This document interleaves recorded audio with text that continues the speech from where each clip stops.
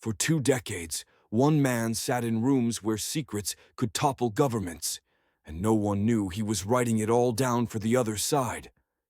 Every handshake was a lie. Every briefing was a betrayal. How do you live with two faces for 20 years without forgetting which one is real? His name was Aldrich Ames, a mid-level officer inside the CIA's Soviet Counterintelligence Division during the Cold War's final chapter. Between 1985 and 1994, he sold nearly every American spy operating inside Russia to the KGB, then to its successor, the SVR. At least 10 people were executed because of him. Source: CIA Declassified Damage Assessment, 1995. This wasn't ideology or revenge. Ames did it for money, over 9 years, while sitting at a desk in Langley, Virginia. His betrayal reshaped how intelligence agencies vet their own people. Aldrich Ames joined the CIA in 1962, the son of a CIA officer. For years, he was unremarkable, a drinker with middling performance reviews. Document FBI Affidavit, February 1994. But in April 1985, he walked into the Soviet embassy in Washington and handed over names of 3 KGB officers working for the United States. The Soviets paid him $50,000 on the spot. 2 months later, he gave them everything. More than 10 covert CIA assets operating inside the USSR. Source: U.S. Department of Justice press release, 1994. By summer's end, the KGB had begun rolling up the entire American spy network in Moscow.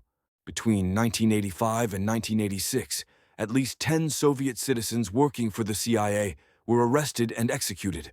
Source: New York Times, Investigative Report, 1995. Ames kept selling. He passed documents at dead drops in suburban Virginia and deposited over $2 million into bank accounts under his own name. The CIA knew something was wrong by 1986. Sources were vanishing. But the mole hunt moved slowly. Ames was questioned twice and cleared both times. Document: Senate Intelligence Committee Report, 1994. Question: how do you hide in plain sight for nearly a decade? By 1991, a joint CIA-FBI task force narrowed the search. In 1993, investigators found unexplained cash deposits totaling over $1 million in Ames's accounts. Source: FBI Case File Summary, 1994. He had no inheritance, no side business, no explanation.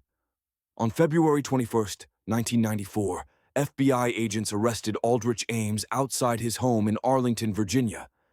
He confessed within days. Source: CIA Internal Review, Declassified 2016. The case rested on financial records, surveillance footage, and his own admissions. FBI agents documented over 20 dead drops between 1985 and 1993. Document: FBI surveillance logs.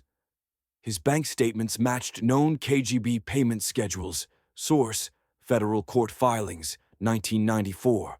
Ames left behind a paper trail. CIA cables he'd accessed and polygraph tests he'd manipulated by staying calm. Source: Senate Intelligence Committee, 1994. The human cost was verified through declassified KGB files matching executions to names on Ames's list. Document: Mitrokhin Archive, 1999. Some former officers have argued Ames wasn't the only mole operating during that period, pointing to timeline discrepancies. Source: Intelligence Historian Debate, 1990s-2000s. The FBI and CIA have never publicly confirmed this theory. Ames himself claimed he was motivated by financial desperation and contempt for bureaucracy, not ideology. Source: CNN interview excerpt, 1998. Some view this as self-serving. Others believe it's simply true. The people Ames betrayed were Soviet citizens who risked their families to pass secrets to the West. Most were executed quietly. Their families were often punished, stripped of jobs and homes. Source: Human Rights Watch, Cold War Case Studies. Inside the CIA, officers who had recruited those sources lived with guilt. Trust fractured. The agency began polygraphing employees more aggressively, a practice that remains standard today. Source: CIA Office of Inspector General, post-1994. The Ames case revealed how one insider with routine access could dismantle years of intelligence work. Think of it like a bank where one teller has every combination, and no one checks what they're copying after hours. The case forced a reckoning with the culture inside intelligence agencies, where suspicion was seen as disloyalty. After Ames, background checks deepened. Financial disclosure became mandatory.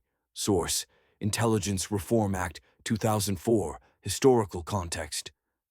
But the larger question remains: how do you build a system that keeps secrets without keeping them from the people who need to know when something is wrong? Info card. What we know: Ames sold 10-plus assets, arrested 1994, serving life, unconfirmed, possible second mole. For 20 years, Aldrich Ames played both sides, and the cost was measured in lives. The question isn't whether it could happen again. It's whether it already has, and we just don't know it yet. Ames remains in federal prison in Pennsylvania, serving life without parole. Source: Federal Bureau of Prisons records. Confidence: high. Declassification of remaining documents continues slowly, with some files still sealed. Confidence: medium. Insider threat programs remain imperfect. Recent cases suggest the challenge of vetting insiders is far from solved. Confidence: medium. The double agent who lived two lives for 20 years is now just a file number in a maximum security prison.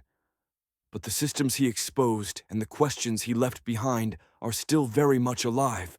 If you want to understand how modern intelligence agencies hunt for moles today, watch our next video.